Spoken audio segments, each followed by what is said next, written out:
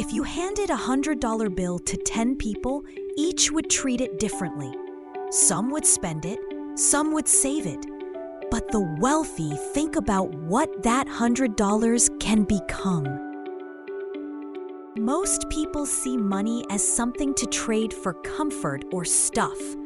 They think in terms of spending, not multiplying. The rich ask a better question. How can this $100 work for me? They look for ways to turn one bill into a flow of bills. Every $100 decision falls into one of three paths: spending it, saving it, or investing it. Only one builds wealth. When you invest, your money keeps working after you stop. It earns, compounds, and creates freedom. That's how wealth snowballs.